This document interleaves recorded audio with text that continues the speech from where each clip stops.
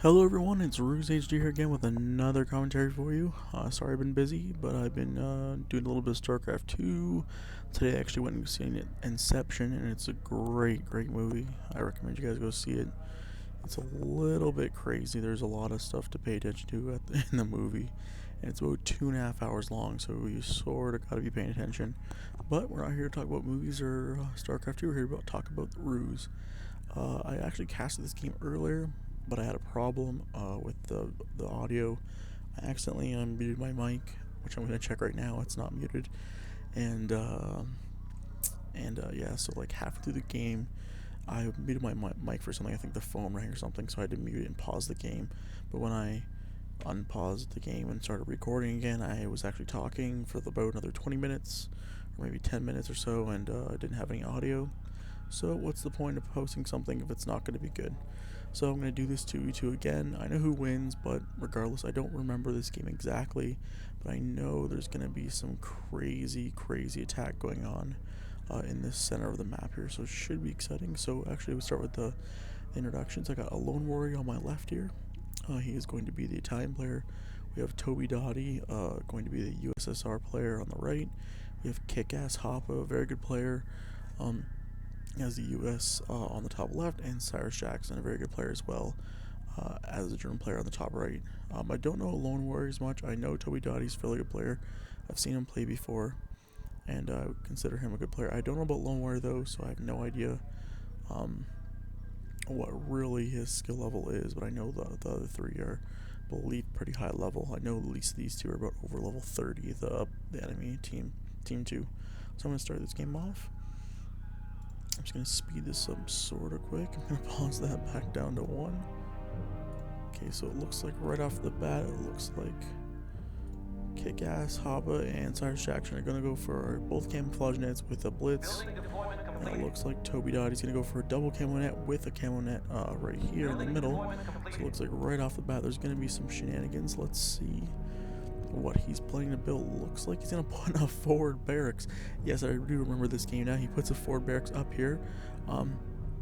He actually puts a barracks here as well, I guess, to start pumping out units right away. Or I think he might be actually researching, to be honest. I think he builds 2 barracks here, and he's going to be researching heavy unit infantry, which makes sense because you want to build this, make heavy infantry, and then when you get up here, your upgrades are already ready to go, and also at the very same time you can push units right away quickly, because that research will be done, and plus the double barracks will be able to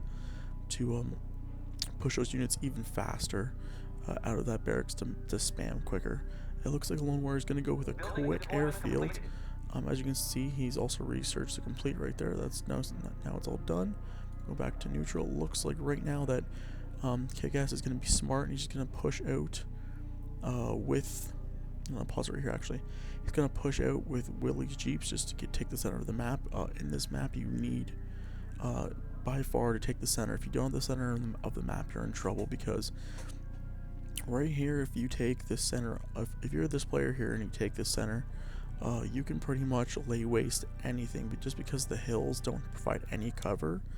Right here, if you're on the hill player, you can pretty much take this very easily, but you don't want to lose this. If you lose this as this player here, they take this, it's not a big deal because they're going to take it anyway, but they're not going to really hurt you as much. If you can get this town and this forest as this player right here, you're going to be in great shape to push. It's really hard to defend air if you're on the cliffs side, but it's very easy to defend any tank or infantry rush if you're on the hillside. And it's pretty much, well, not really the opposite. I'd say by far, if you're a turtle player, you like to defend, playing this side of the map in the trees are much easier, because you really only have to defend this tree line and this tree line, and you can pretty much just snipe anything that comes across this bridge, anything that comes over here. The odds of them backdooring you is fairly difficult. If you have a recon right here, it's impossible, because you'll see them trying to push around you. So you'd be okay as long as you have men here, maybe in here, and here. You're pretty much easily defending every single part of your base. Right here, though, the cliff, yes, it's advantageous for ground rushing, but if you're playing a British player it gets very difficult because you can actually fly around and you can start taking these depots out and then flying back the same way with the micromanagement, and they can't even touch you unless they put units back here. So it's very difficult going against air player, especially the British, because they can just paradrop all in this base. They can paradrop everywhere, and if they mass paratroopers, they can just put them everywhere in your base, and you have to scramble. Especially with the small area you have to place buildings in this part of the map, you don't have a lot of place. So like one bombing run, as you can see, he's got 1-2. Well, if he puts that barracks right here, he can pretty much get a straight shot, possibly kill 3 buildings in a row. So it's very difficult on the hillside to actually get air defense up. So it sort of makes sense for Alone to get aired off the start. But the thing I don't like is him pushing with his recon plane right off the bat. Just because now he has fighters, which makes sense, but once you tip your hand that you're going air, your opponent is going to start making air. As you can see, as soon as he tips his hand, bam, airfield comes up, and it should have been the same. No, he actually goes for an admin, which he will actually be able to spot. So this might hurt Cyrus early. I don't remember the game completely, but as I say earlier, if you're gonna go air as a country that's not air savvy, you need to hold that air attack off as long as you can. Disguise it so you don't look like you're going air as long as you can, because if you start building 3 or 4 bombers or something, and you build that recon plane off the start, and you build a barracks, say because the Italians have a good barracks, you build a barracks, put a couple recon, couple infantry here, and maybe a light tank or 2, you're good to go. If he scans with Willies, he won't be able to see your backdoor airfield. So I would have liked him to see him make that instead. He would have been able to put like an airfield right here, built maybe 4 bombers and a recon plane, 2 recon planes I would suggest over time. And then when the American player, especially, who's not really going to think about the Italian player going air, that Italian player can just radio silence in his base, radio silence right here, and by the time he sees planes here, it's too late, he's done.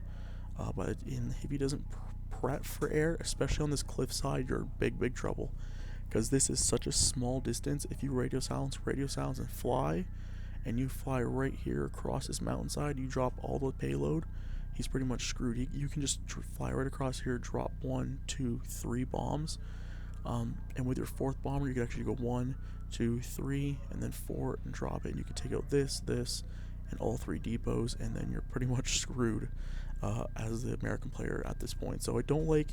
It's good to go air, but it's not good to tip your hand. If you're going for something unorthodox, don't tip your hand until the right time. Make sure you have a good health amount of units before you tip your hand of what you're going, because then there's no point to go on unorthodox play if you're gonna show it to your opponent right away. So a good idea, but I just wish he would have maybe just waited a bit to get that air out there and then push with it and a surprise Hopper, because Hopper was pretty much screwed, because Kickass was screwed because he just built this. So honestly, I doubt he was actually going to go with artillery anti-air. I don't know how he's going to play, but I honestly doubt he was actually going to make this until he saw this plane.